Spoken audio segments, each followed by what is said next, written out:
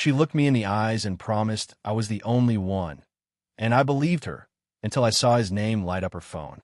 It didn't start with attraction. That came later, quietly, the way warmth settles into a room without anyone noticing the moment it changed.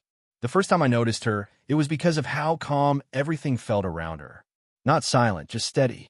She moved with the ease of someone who had learned patience the hard way, shoulders relaxed, posture confident without trying to impress anyone.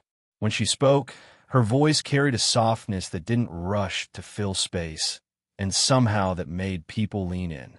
Our conversations began simply. Everyday words, like questions, nothing that hinted at what would follow. Yet each time we talked, time slowed just enough to feel different. She listened fully, not glancing away, not preparing her next sentence while I spoke.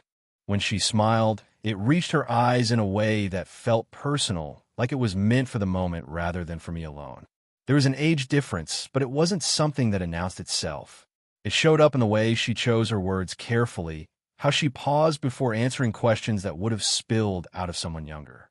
She carried stories behind her eyes, not dramatic ones, just lived-in ones. I found myself wanting to understand them, not out of curiosity, but out of respect. The first time our bodies acknowledged each other came without intention. We were standing close, closer than needed, and when she laughed, her hand brushed my forearm. Not a grab, not a hold, just the lightest contact, warm through fabric, but stayed with me longer than it should have. The spot tingled, not because of the touch itself, but because of how natural it felt. After that, I noticed everything. The faint scent she left behind when she walked past. Clean, familiar, impossible to place. The way her eyes lingered a second longer when our conversations ended, like neither of us wanted to be the first to step away. When she leaned in to hear me better, I could feel the warmth of her shoulder near mine, a quiet presence that settled something inside my chest. I told myself it was nothing. That comfort didn't have to mean connection. But comfort doesn't usually make you aware of your own breathing. It doesn't make you replay simple moments later, wondering why they felt heavier than they should have. There was no flirtation, no lines crossed. Just a growing awareness that being near her felt different from being near anyone else. Safer. Fuller, like the space between us held something unspoken, something patient, waiting to be noticed. By the time I realized I looked forward to seeing her more than I admitted, the quiet beginning had already done its work. The ground beneath me had shifted gently, without warning, and somehow I was already standing in the middle of it. The closeness didn't arrive all at once. It grew in the spaces between moments, in the pauses that stretched a little longer each time we were together. We began spending more time in each other's presence, not because we planned it, but because leaving felt unnecessary. Conversations wandered without urgency, drifting from light humor into quieter territory. There was a comfort in the way silence settled between us. Not awkward, not empty, just shared. When she sat nearby, the air seemed warmer, as if the room adjusted itself around her. Touch became something subtle and unavoidable. It happened in ordinary ways, yet each time it carried weight. Reaching for the same cup, our fingers brushed, skin against skin, for less than a second. She didn't pull away quickly. Neither did I. The warmth lingered, spreading through my hand long after the moment passed.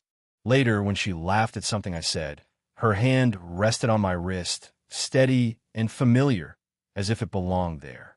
That simple contact quieted my thoughts more than words ever could. We started sitting closer without acknowledging it. Knees angled toward each other, shoulders nearly touching. I could feel the warmth of her leg through the fabric, the subtle shift when she crossed and uncrossed her ankles. When she leaned in to speak softly, I caught the faint rise and fall of her breath, slow and controlled, carrying the scent I had begun to associate only with her. It made my chest tighten in a way that felt both comforting and dangerous. I became more aware of myself around her, of how my posture changed when she entered the room, of how I listened differently, choosing my words with more care.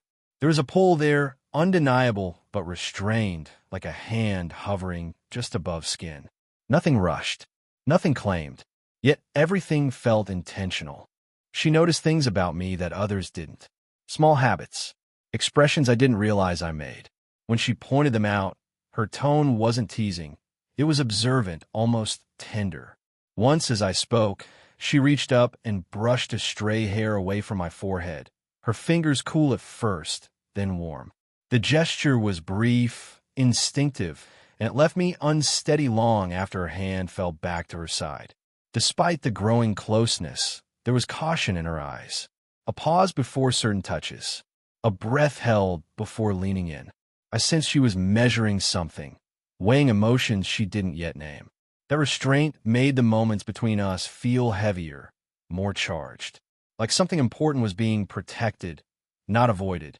I tried to convince myself this was still just comfort, just familiarity. But familiarity doesn't make time dissolve. It doesn't make your pulse quicken when someone's hand lingers a moment longer than expected. It doesn't leave you replaying the softness of a touch while lying awake at night. By then, the line between emotional ease and physical awareness had blurred. I hadn't crossed it. Neither had she. But we were standing close enough to feel the heat of it, both pretending not to notice, even as every small touch said otherwise.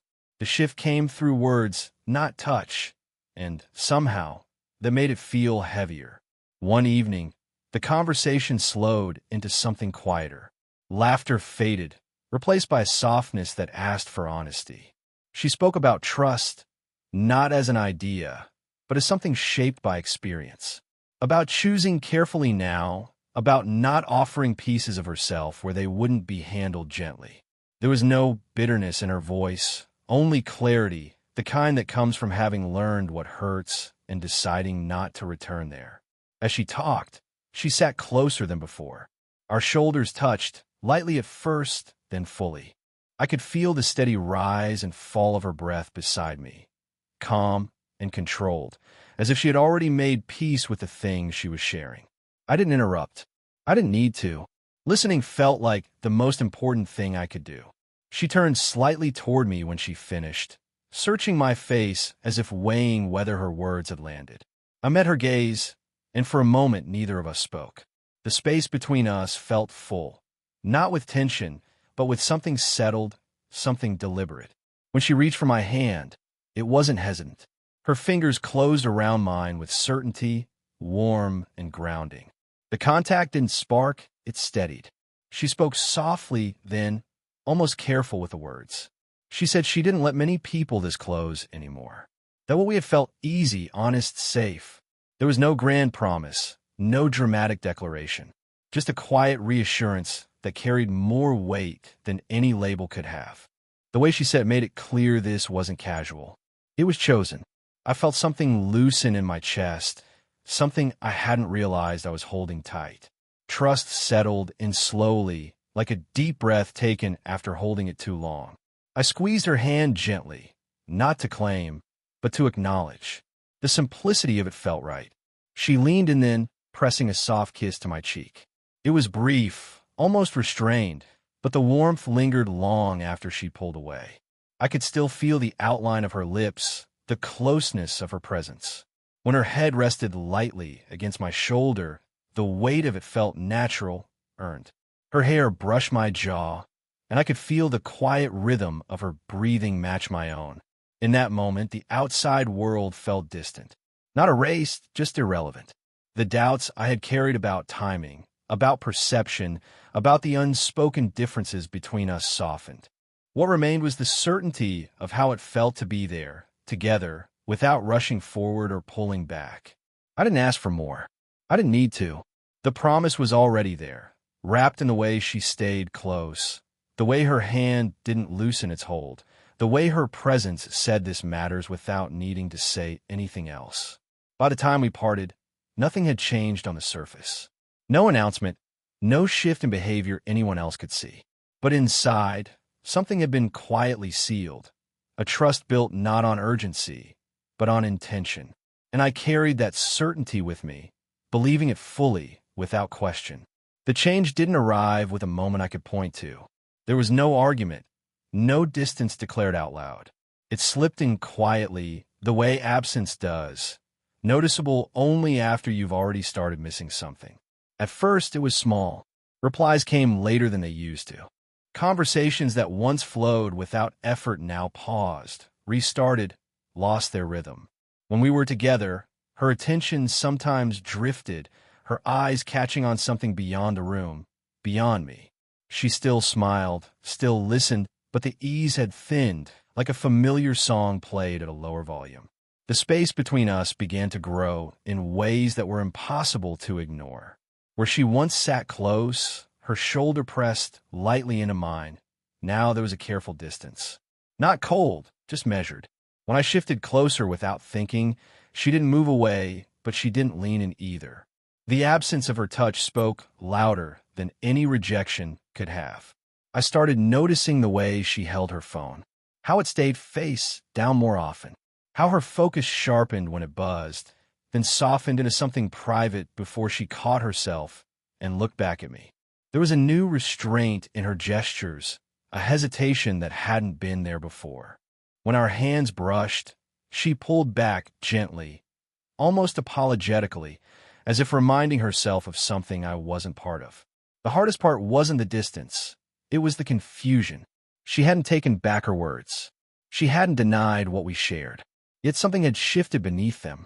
I replayed our last quiet promise in my head, wondering if I had misunderstood the weight of it, if I had heard what I wanted to hear instead of what she meant.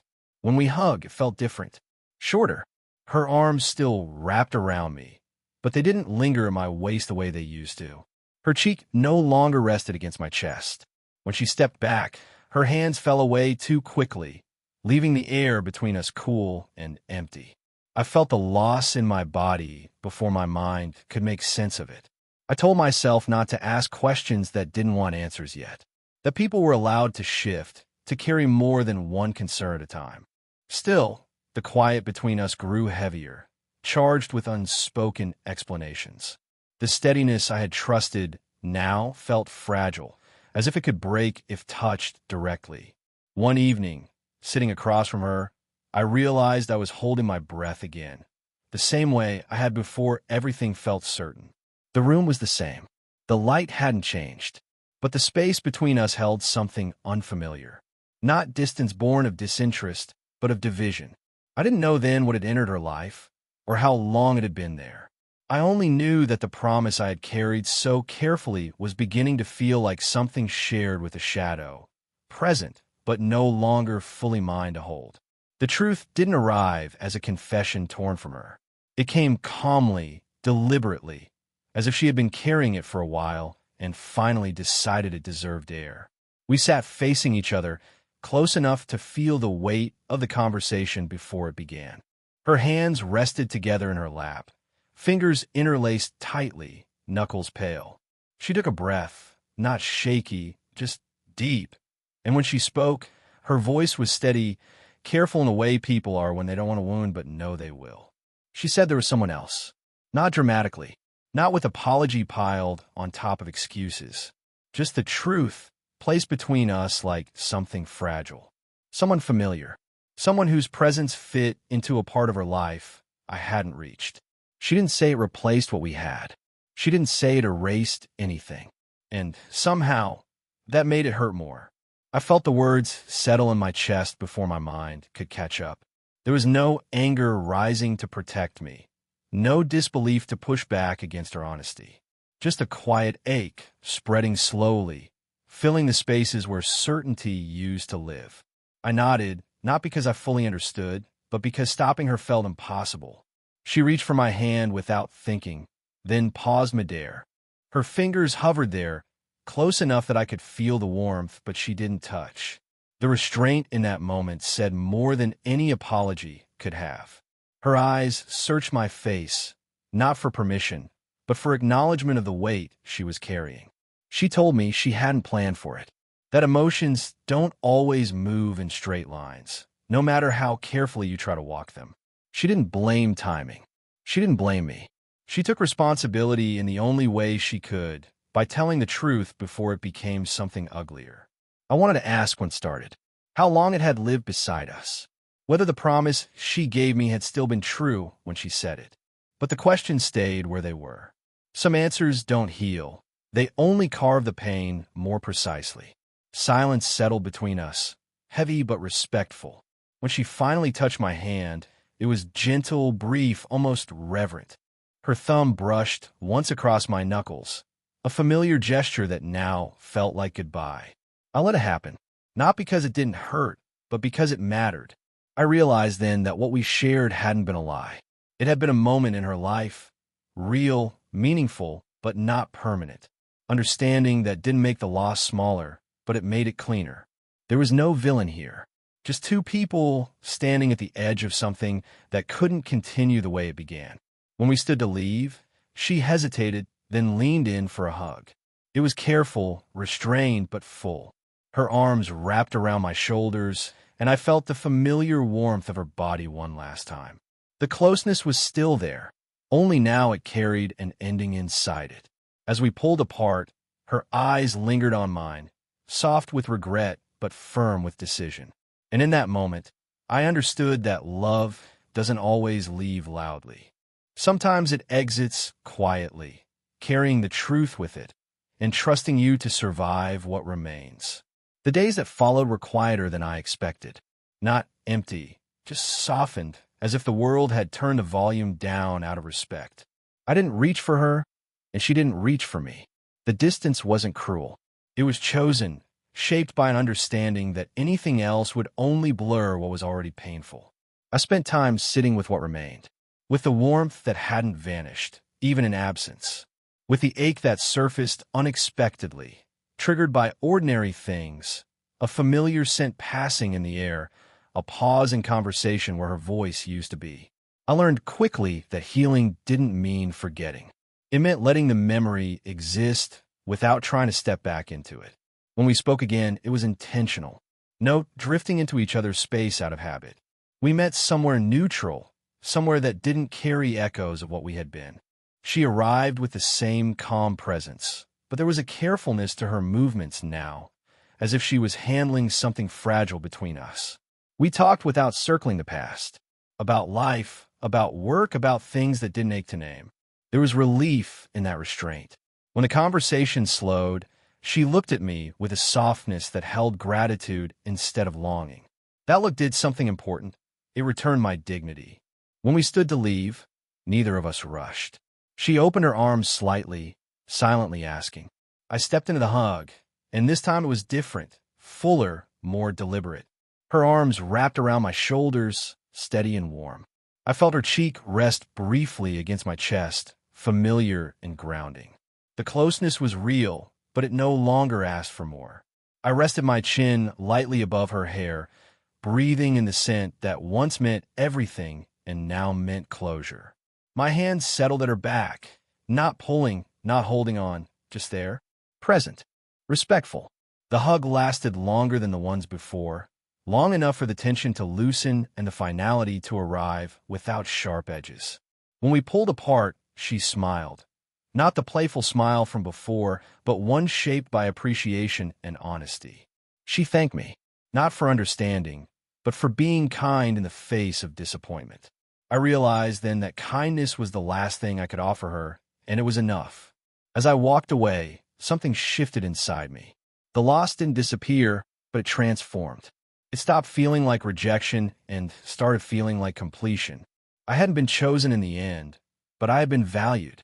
I had been trusted with truth instead of excuses. Letting go didn't mean stepping backward. It meant stepping forward with what I had learned about patience, about presence, about loving without possession. I carried that with me, knowing that what we shared hadn't broken me. It had refined me. Time did what it always does, not by erasing, but by settling everything into its proper place. Life found its rhythm again. Mornings no longer carried the weight of replayed conversations. Nights grew quieter in a way that felt earned, not lonely. I moved forward without forcing it, letting the days rebuild me gently. What surprised me most was how little bitterness remained. The ache had softened into something reflective, almost calm. I still thought of her sometimes, but not with the urgency I once had. The memories arrived whole, not fragmented by regret or longing. I remembered the steadiness of her presence, the way her voice slowed rooms, the warmth of her hand resting briefly over mine. Those moments no longer pulled me backward. They stood as proof that something meaningful had existed, even if it hadn't lasted. I understood then that not every connection is meant to grow old with you. Some arrived to teach you how to stand closer to yourself. She had shown me what it felt like to be listened to fully, to be chosen, even if only for a season. And in doing that, she raised the standard for what I would never again accept less than. There was growth in the silence she left behind. I learned patience, not the passive kind, but the kind that trusts timing. I learned that desire doesn't have to rush to be real, and that intimacy can exist in restraint just as powerfully as in touch. Most importantly, I learned that being younger didn't mean being unprepared. I had met her where she was, honestly, and that mattered. One evening, as I watched the city settle into dusk, I realized the story no longer felt unfinished. There was no missing chapter, no alternate ending I wished for. The warmth I carried wasn't nostalgia, it was gratitude. Gratitude for a connection that had respected me enough to end cleanly. I didn't need closure from her anymore. I had given it to myself. The promise I once believed in hadn't disappeared. It had simply transformed. It became a promise to myself to recognize real connection when it appears and to let it go with grace when it no longer fits. Somewhere ahead, I knew there would be another presence, different but just as grounding. Someone who would meet the steadiness I had learned to carry. And when that happened, I wouldn't rush or hesitate. I would stand fully in it, shaped by what came before, not defined by it. What stayed wasn't the heartbreak. What stayed was the understanding that love, even when it ends, can leave you fuller than it found you.